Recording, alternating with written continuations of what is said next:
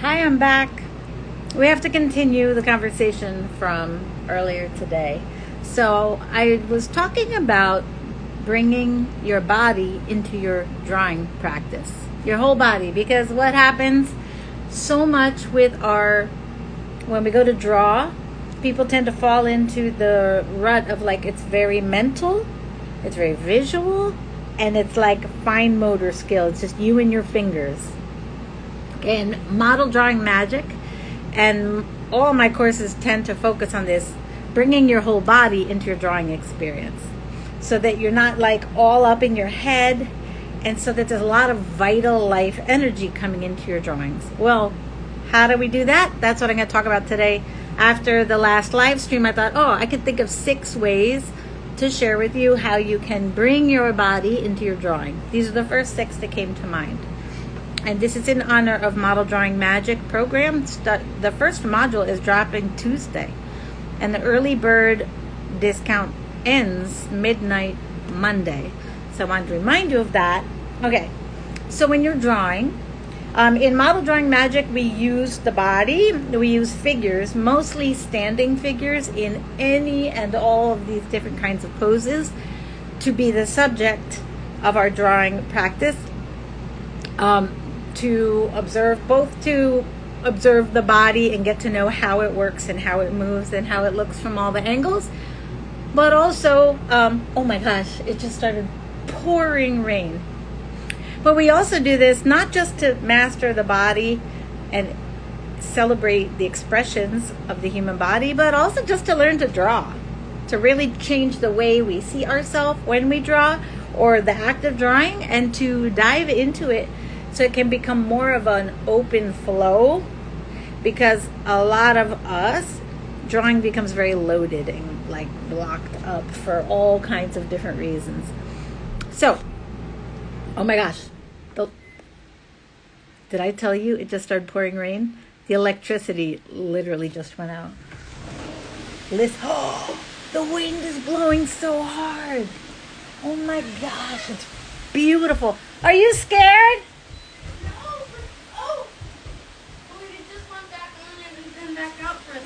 Oh my gosh, it's so dramatic. It is. I was just live streaming. Something always happens. My computer's freaking out. What is that? Okay. I'm still going to finish this one little video. You can't do? Oh, really? Thanks. Okay. Oh, you're still going. This is so dramatic. Okay. Number 1, stand up. Step 1 way to bring your body into your practice when you draw. We are so used to sitting at a desk. Like I said in my previous video this week, we get confused. We associate the experience of drawing so much with the experience of learning to write in early childhood at school that I literally believe most of us have a big disentangling to do to release ourselves from that misunderstanding that drawing and writing are similar. Oh my gosh, the lights. Okay. Okay. So how can you stand up and draw at the same time? Well, that does require that you have a setup.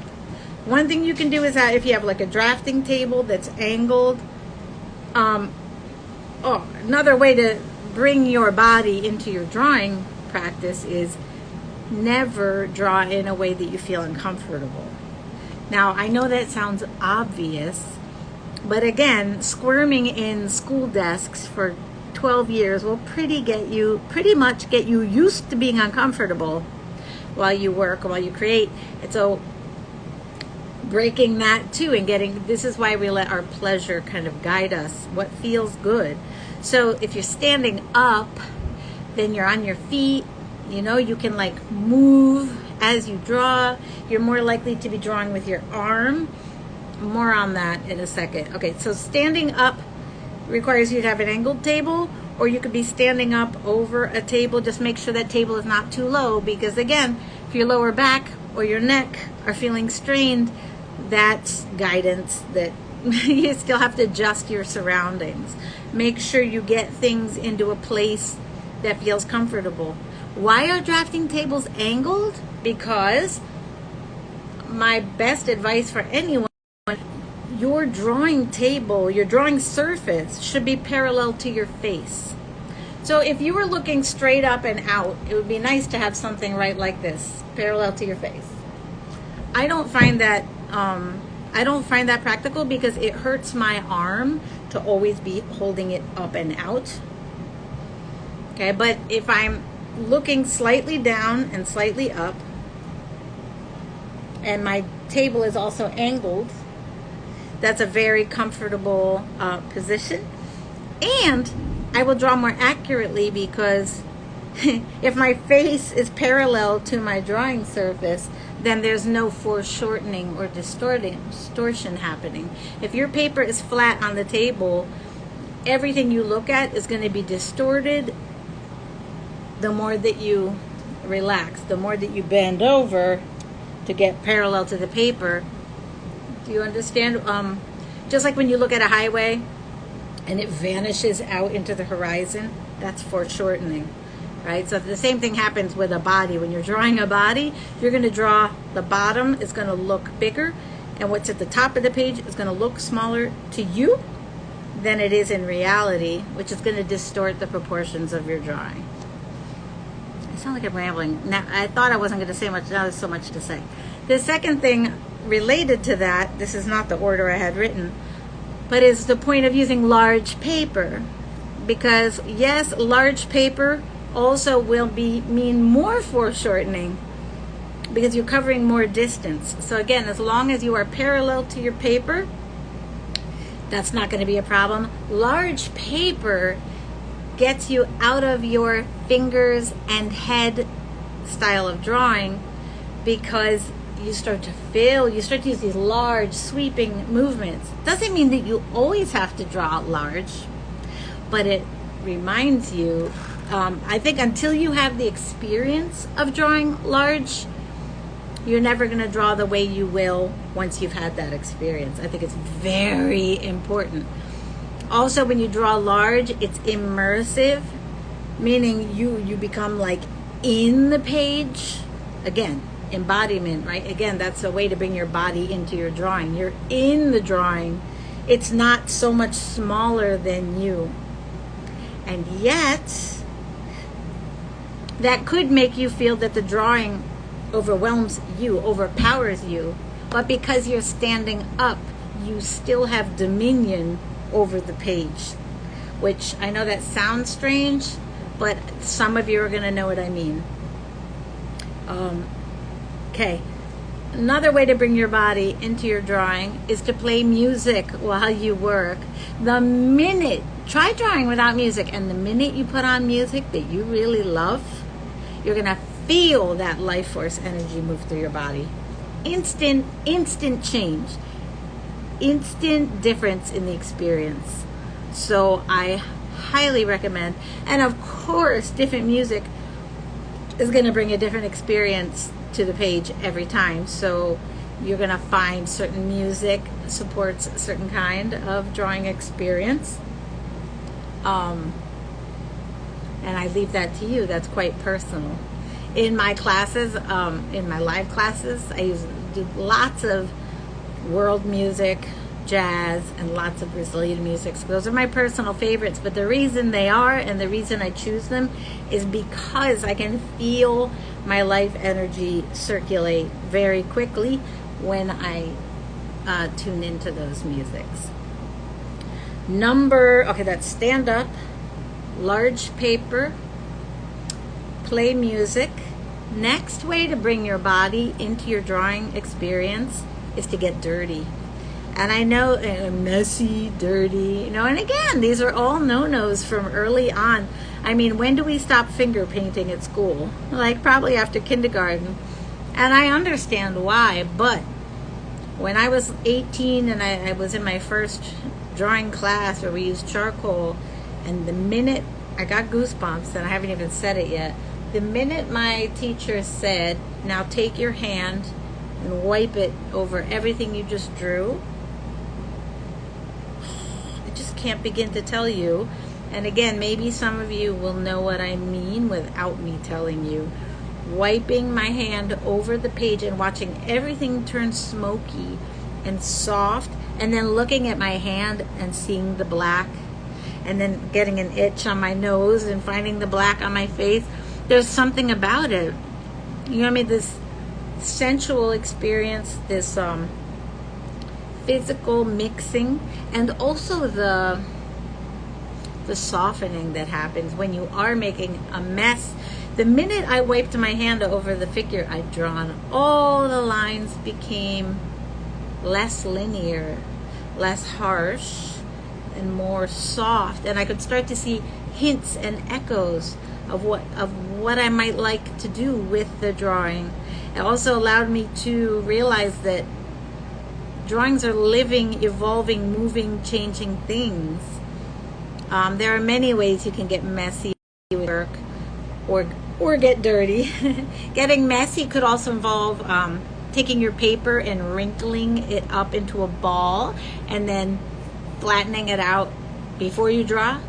You're sort of ruining your drawing before you start it in such a way that frees you up to express more in a more carefree, playful, uninhibited way. For me, this is very important, because once we get into all the edges of the uninhibited, of the freedom, of the looseness, then we can refine, we can restrict.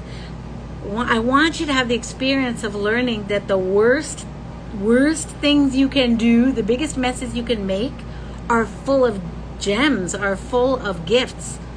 That there's nothing to be afraid of in going too far,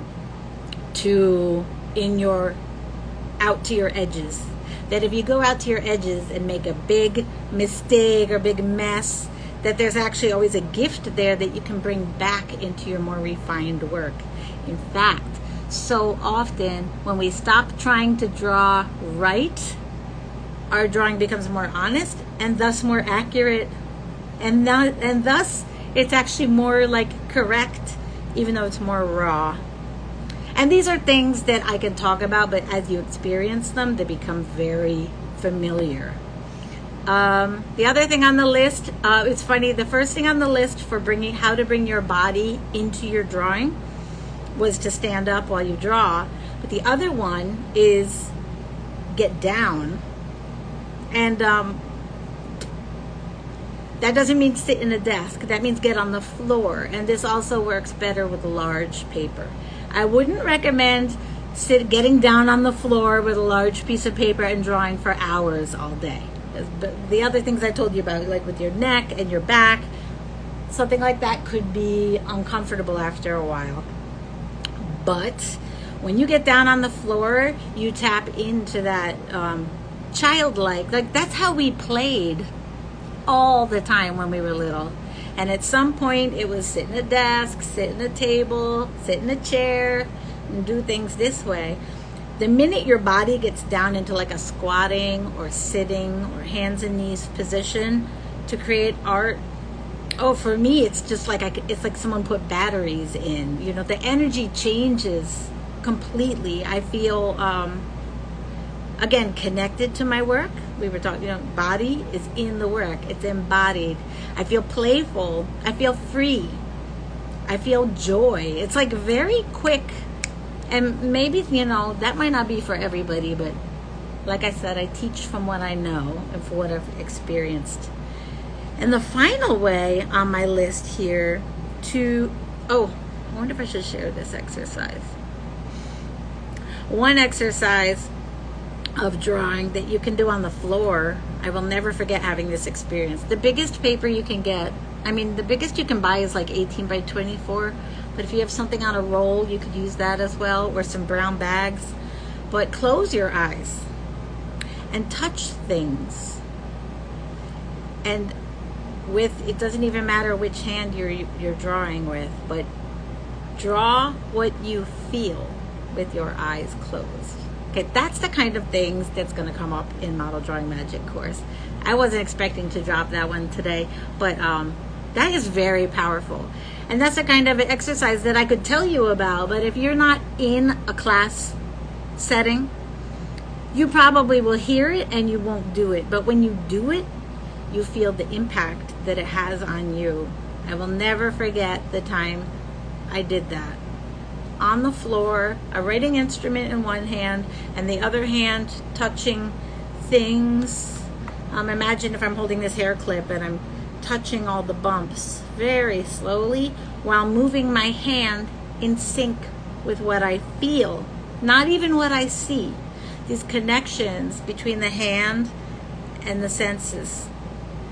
And the fact, again, what I said before, the fact that you're doing that on the floor is very different. Imagine, you know this without even doing it, that it would feel very different than doing it at a desk or clicking with a mouse. Yeah. I'm a Virgo. This is a very earth sign kind of thing. Finally, 1, 2, 3, 4, 5, oh, it's 6. The last way to bring your body into your drawing, and this is in the case of fashion drawing, figure drawing, which is what I specialize in, is using images that you can relate to as that body being your own. Sometimes that's because it looks like you, and sometimes it's not. It's more that, like, there are certain poses when I see them, I know how they feel to be in those poses. I find I love poses where, like, the heart is up and the back is arched. You know, there are certain expressions of body language or dancers, certain poses that my energy flow changes just because of the pose that they are in.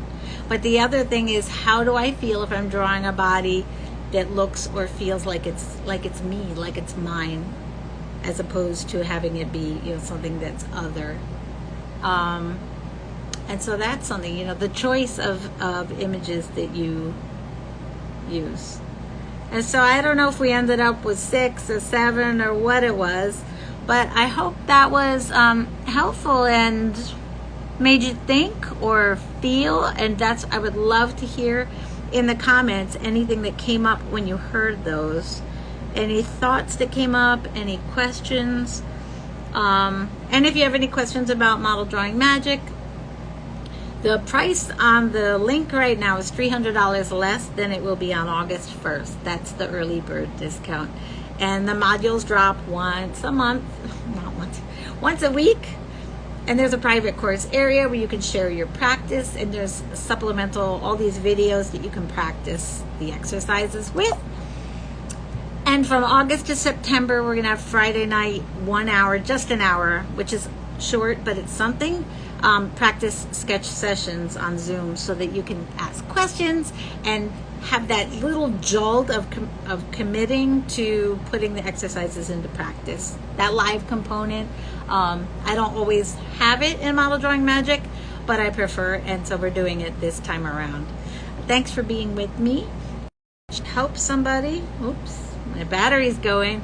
And I'll see you soon. Don't forget to follow here if we're not connected, for all things fashion drawing, pattern making, draping, all the fashion studies from wherever you are, and finding your voice to be creative in the way that you've always been called to. I love you. Bye.